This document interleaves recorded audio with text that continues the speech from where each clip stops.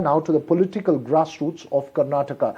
Even as the JDS chief H.D. Kumaraswamy decided or indicated that he will contest from the Mandya Lok Sabha seat, which his son Nikhil lost in 2019, and the party is finalizing candidates for the Hassan and Kolar seats. For the Kolar seat, it has already finalized. There are questions over whether the BJP-JDS alliance is facing friction at the grassroots. JDS and BJP cadre got into a skirmish in the state's Tumkur district after a local JDS MLA accused a BJP leader for his defeat in 2019. Such clashes were reported from Hassan as well and come at a time when rebel concerns continue to trouble the BJP in some seats, where those denied tickets by the party have openly opposed their official candidates. Pratibha Raman with the details.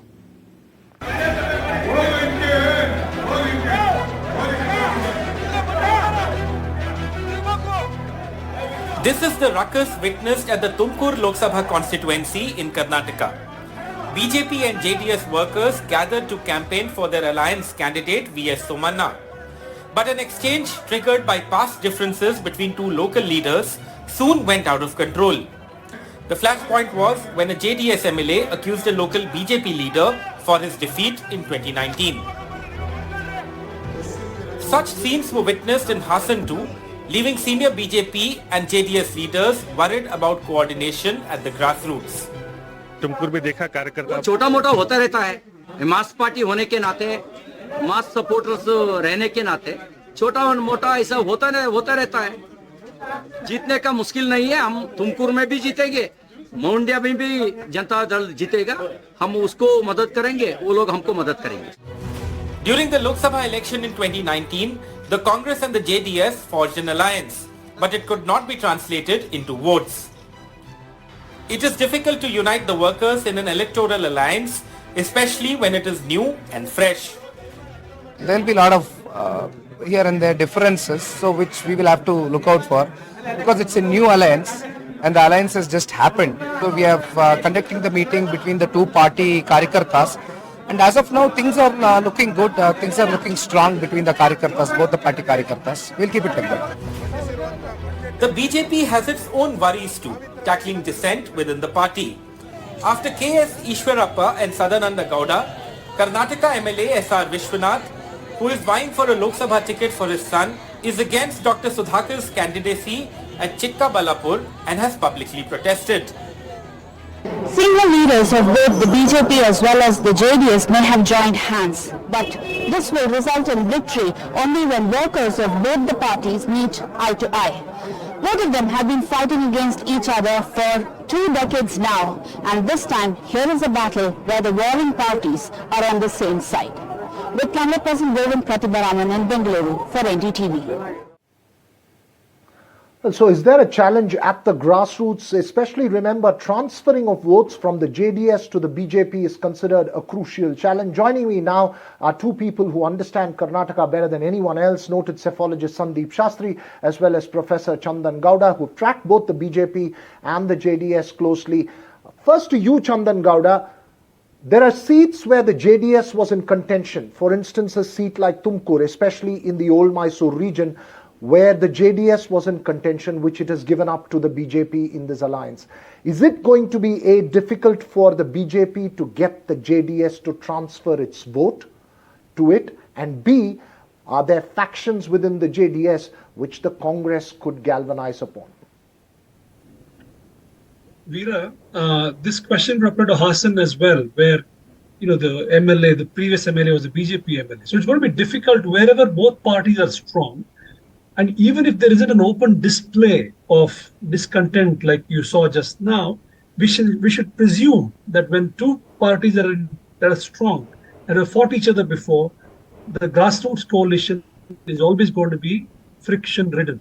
And this is surely going to be the case. If now that's the case, now how do we go about thinking about vote transfer?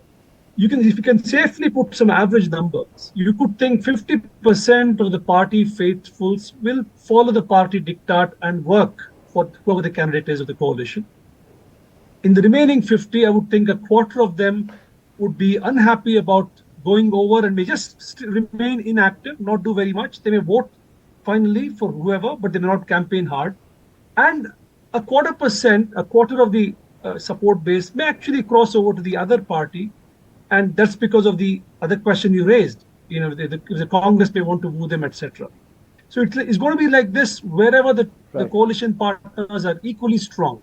But in those places where, let's say, the JDS is weak or the BJP is weak, this friction you may not see very much. And in fact, that is advantage the bigger party who actually grow in those places. Right. Professor Sandeep Shastri, given the past, I mean, there has been some parallels which have been put up to saying that the Congress-JDS alliance did not work through. If you can hear me clearly now, sir. Congress-JDS alliance did not pull through, and so that reflects that the JDS cadre vote. Often what happens is that the JDS benefits from the National Party's vote, but however its cadre and its vote doesn't transfer to the Congress or the BJP. Is it then a fight for identity at the grassroots for the JDS, or is the BJP-JDS alliance somewhere different in its DNA, where they seem, as the party claims, to be natural allies at the grassroots? Veera, let us remember, sir, if you can hear me, didn't only have a Congress-JDS alliance. We have also had a BJP-JDS alliance in the past, which led to formation of government.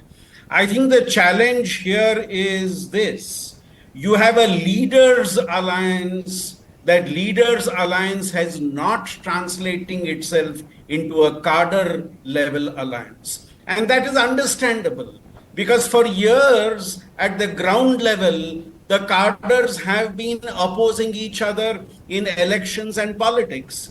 And then you say, now we have an alliance, now we have to work together. And at the ground level, that becomes extremely difficult, especially when there are important ideological differences between the two groups.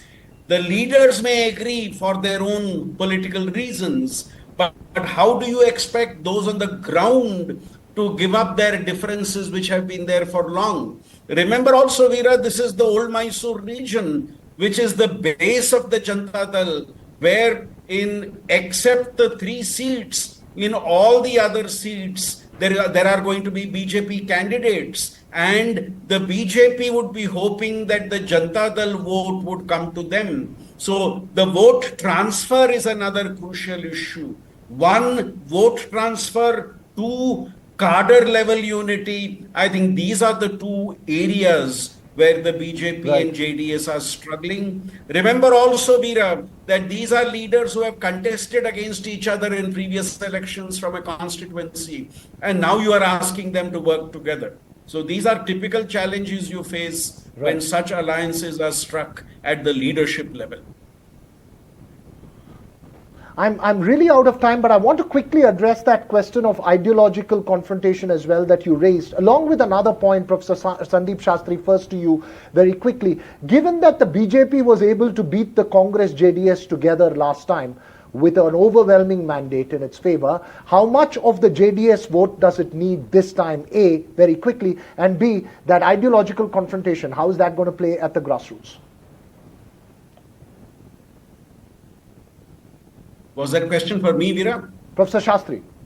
Yeah, I think that ideological difference is a quick response from you before I get Chandan. Yeah, I think that ideological difference is critical. And what the BJP will be hoping is that the JDS campaign also focuses on the Prime Minister's leadership. And like happened last time in Maharashtra, they would expect the JDS candidates to say that this is one more seat for the Prime Minister. Will that happen? I think we will get to see in the next few weeks. But then I think the differences at the ground are something which both parties will find very difficult to actually tide over.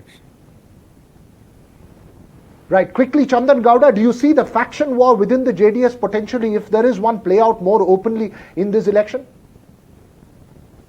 No, I don't see that. I think they'll be quiet because the assembly elections are a few years away, Veera. I think it will not burst out into the open.